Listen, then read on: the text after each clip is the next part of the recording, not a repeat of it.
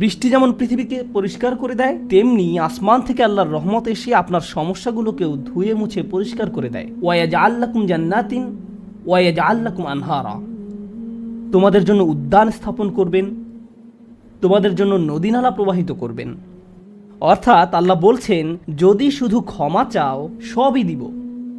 আমি আপনি মনে করি যে যদি আমরা আল্লাহর কাছে ক্ষমা চাই তাহলে শুধু ক্ষমা পাবো, কিন্তু আল্লাহ বলছেন যদি ক্ষমা চাও তাহলে এমন কিছু নেই যা আমি তোমাদের দিব না। বিষয়টা এমন যে আপনি ইচ্ছা করলে এক এক করে বিভিন্ন জিনিস চাইতে পারেন, অথবা শুধু ক্ষমা চান তাহলে সবই পাবেন। কি আর বাকি থাকে? অর্থ, সন্তান সন্ততি, আপনার সকল সমস্যার সমাধানে আকাশ খুলে যাবে, বাগান, নদী, সব কিছু আপনার জন্য প্রস্তুত। মানুষ সাধারণত মনে করে যে যদি তার আল্লাহর ক্ষমা চায় তাহলে এটা শুধু তাদেরকে পরকালে সাহায্য করবে, কিন্তু এই আয়াতগুলো আমাদের বলছে না। এই আয়াতগুলো আমাদেরকে বলছে যে না, আল্লাহ শুধু আমাদেরকে পরকালেই সাহায্য করবেন তা নয়, তিনি আমাদেরকে এই দুনিয়াতেও সাহায্য করবেন। একবার হজের কথা চিন্তা করুন।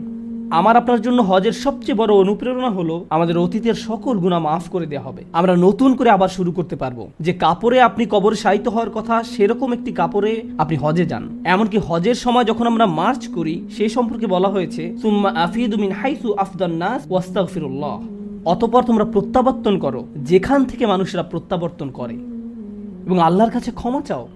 হজের মূল বিষয় হলো আল্লাহর নিকট ক্ষমা চাওয়া, এটাই হজের মূল উদ্দেশ্য।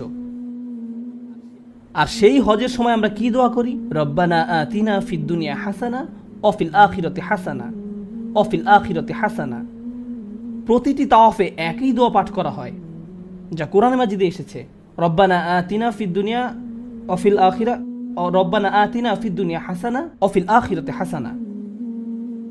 আমাদেরকে এই দুনিয়ার কল্যাণ এবং পরকালের কল্যাণও দান করুন। অন্য কথায়, এই দুনিয়ায় আমাদেরকে এমন কল্যাণ দান করুন যা পরকালের কল্যাণকে নিশ্চিত করবে। এরকম কিছুর অস্তিত্ব রয়েছে, আর এই সব কিছু আমরা তখনই পাবো যখন আপনি আন্তরিকতার সাথে আল্লাহর নিকট ক্ষমা চাইব।